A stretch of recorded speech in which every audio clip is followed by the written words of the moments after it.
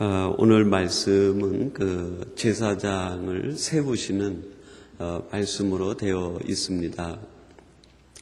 그러면서 강조하시는 말씀이 너는 내게 대하여 제사장적 직분을 다하라 하는 말씀을 하나님께서 모세와 백성들과 아론과 또 그 자녀들에게 당부하고 계시는 말씀이 기록이 되어 있습니다. 그 13절 말씀에 보면 이렇게 말씀합니다.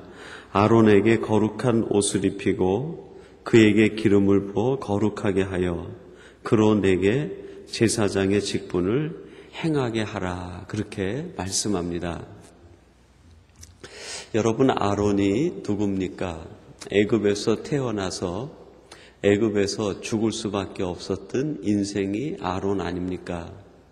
근데 하나님께서 그 아론을 빼내셔서 출애굽 시켰습니다. 출애굽 시킨 이유가 무엇인가? 오늘 이 출애굽의 마지막 40장 결론에 보면 내게 대하여 제사장적 직분을 다하게 하시기 위해서 그를 애굽에서 빼어내셨다 하는 의미겠죠. 그에게 이스라엘에서도 가장 기술이 좋고 또 솜씨가 좋고 지혜가 있는 사람이 거룩한 옷을 만들어서 그 속옷부터 관까지 씌우게 됩니다. 한 사람을 그렇게 거룩한 옷을 입히시는 까닭이 무엇이겠습니까? 오늘 말씀에 보면 내게 대하여 제사장적 직분을 다하게 하라 하는 것이죠. 하나님께서 그 아론과 그 자녀들을 축복하시고 그 가문을 대대로 하나님 곁에 살게 하시겠다고 말씀합니다.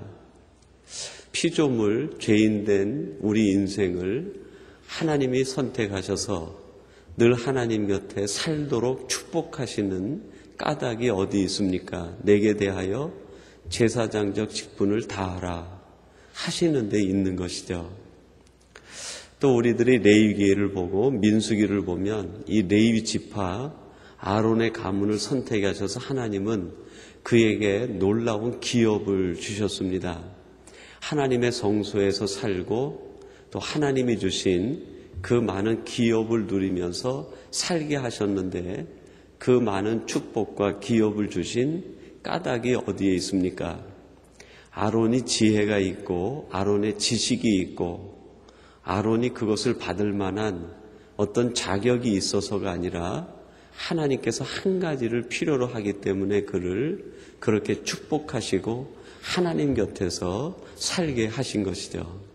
그 한 가지 이유가 무엇일까요? 제사장적 직분을 다하라 하는 것입니다. 여러분, 아론을 우리로 대비해 볼 수 있을 것 같아요. 죄악된 세상에서 우리를 선택하시고 우리를 부르시고 세상이 아니라 하나님과 더불어 살게 하시는 이유가 어디 있겠습니까? 내게 대하여 제사장적 직분을 다하게 하시기 위함이죠. 하나님이 우리 가정을 선택하시고 우리 자녀들을 축복하시고 우리들을 지켜주시는 까닭이 어디 있겠습니까? 바로 하나님에 대하여 세상에 대하여 제사장적 직분을 다하게 하시기 위함 아니겠습니까? 우리가 태어나는 순간부터 지금까지 우리의 잘못과 허물, 실수에도 불구하고 하나님이 우리를 지켜주시고 우리에게 가정에 기업을 주시고 우리의 생명을 연장해 주시고 오늘 이 자리까지 인도하신 에벤에셀의 하나님의 뜻이 어디 있겠습니까? 바로 아론처럼 하나님에 대하여 제사장적 직분을 다하여 살게 하시기 위함이죠. 그래서 베드로전서 2장 9절에서는 구약에 나오는 이 제사장적 직분을 모든 성도들에게 적용을 시킵니다. 너희들이 바로 왕 같은 제사장들이다. 오늘 우리들이 하나님이 선택하신 이 시대의 왕 같은 제사장들이라는 것입니다. 선택하시고 우리를 방치하시는 것이 아니라 하나님은 끊임없이 우리를 세상으로부터 구원해 주십니다. 그리고 우리들에게 거룩한 옷을 입혀주시는 것이죠. 말씀의 옷을 입혀주시고 은혜의 옷을 입혀주시고 하나님의 거룩한 사랑의 옷을 날마다 입혀주십니다. 그리고 우리의 가정과 자녀들, 우리의 가는 길을 책임지시고 곁에서 동행해 주시는 것이죠. 모든 이 놀라운 축복들을 우리에게 주시는 까닭은 오직 한 가지에 있는 거죠. 너는 내게 대하여 제사장적 직분의 삶을 다하라. 제사장적 삶을 살라는 것입니다. 여러분, 그러면 제사장적 삶은 무엇입니까? 그것은 제사장적 위치에서 우리가 발견할 수 있습니다. 제사장적 위치는 하나님과 사람 사이에 있는 거죠. 하나님과 사람 사이에서 제사장은 하나님에 대하여 갖는 사명이 있고 역할이 있습니다. 그것이 무엇일까요? 통로의 역할이죠. 하나님께서 주시는 말씀, 하나님이 주시는 계시와 은혜를 받아서 사람들에게 전달해야 되는 통로의 역할이 있습니다. 우리가 하나님에 대하여 제사장적 위치에 통로의 역할을 할 때 가장 필요한 것이 무엇일까요? 내 자신의 지식이나 경험이 아니라 내가 가지고 있는 어떤 세속적인 가치관이나 세속적인 명예나 그런 것이 아니라 하나님이 요구하시는 하나님과 제사장적인 우리 간의 관계의 한 가지 조건은 거룩함입니다. 깨끗함이죠. 우리가 얼마나 깨끗할 수 있느냐에 따라서 하나님의 말씀, 하나님이 주시는 것이 전달될 때 오염되지 않고 그대로 전달될 수 있기 때문입니다. 여러분, 그러면 깨끗해진다는 것은 무엇일까요? 첫째는 말씀 때문에, 통로 역할 때문에 불이익을 감당하는 것입니다. 통로의 역할을 할 때 우리들이 깨끗해야 된다 할 때 그 깨끗함은 우리가 세상에서 얘기하는 어떤 그런 깨끗함이 아니라 하나님 말씀 때문에 그 통로의 역할을 할 때 불이익을 감당할 수 있는 용기가 깨끗함이라고 할 수 있어요. 구약에 보면 그 다윗 사건에 나단 선지자의 역할을 하나님께서 보여주시고 있습니다. 그 다윗이 범죄했을 때 그 범죄 사실을 나단이 그대로 직고를 하죠. 당시는 전제 군주 시대 때이기 때문에요. 왕이 모든 생사권을 가지고 있습니다. 신하의 말 한마디가 그 왕의 마음을 거스릴 때 왕이 그를 죽인다 하더라도 그것이 죄로 되지 않는 그 시대가 전제 군주 시대 아닙니까? 근데 그 앞에서 담대하게 하나님이 주시는 말씀을 그대로 전할 수 있다는 것 얼마나 큰 용기입니까? 그 용기 속에는 자기 생명까지라도 포기할 수 있는 그 담대함이 들어가 있는 것이죠.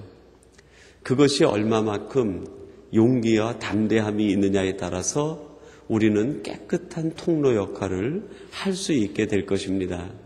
사무에게로도 그런 예를 찾아볼 수 있는 것 같아요. 사울 왕에게 하나님이 이제 당신을 떠났습니다라고 선언을 하고 돌아섭니다. 그리고 사무엘이 자기가 있는 실로로 도망을 갔어요. 왜 도망을 갔습니까? 성경에 보니까 사울 왕이 자기를 죽일까 봐 겁이 나서 도망을 간 거예요. 하나님이 주신 말씀이니까 말씀을 그대로 직고는 하긴 했는데 후환이 두려운 거죠. 그만큼 하나님의 통로가 된다는 것은 담대함과 용기를 필요합니다. 그것이 신학적으로 보면은 깨끗함이라고 할 수 있겠어요. 또 하나는 내 생각을 덧붙이지 않는 용기가 있어야 돼요. 하나님의 말씀을 그대로 전한다고 할 때 사람을 두려워하지 않는 용기도 있어야 되지만 내 자신의 생각이 덧붙여져 가지고 하나님의 주시는 말씀이 오염이 되면 안 된다는 것이죠. 그것도 용기라고 할 수 있어요. 하나님의 말씀에다가 내 생각을 덧붙이지 않는 것.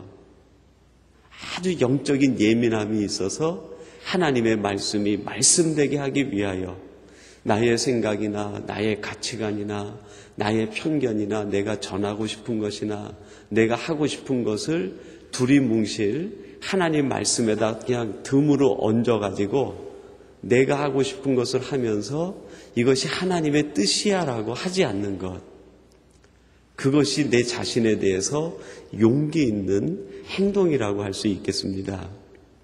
어떻게 보면 전자보다 이 후자가 더 어려울 수 있을 것 같아요.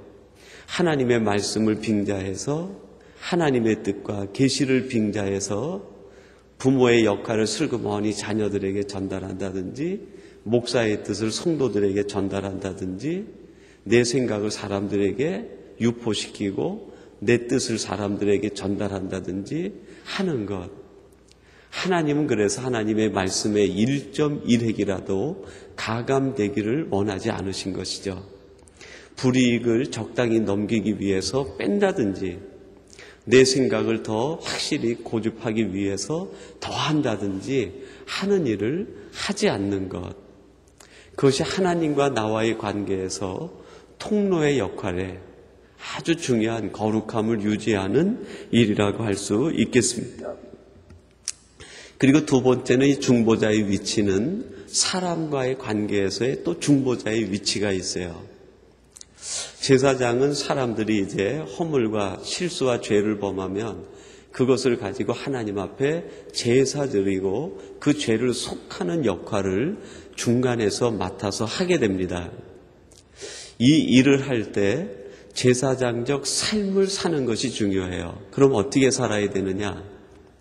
죄는 보되 사람을 갖고 그 죄로 판단해서는 안 된다는 것이죠.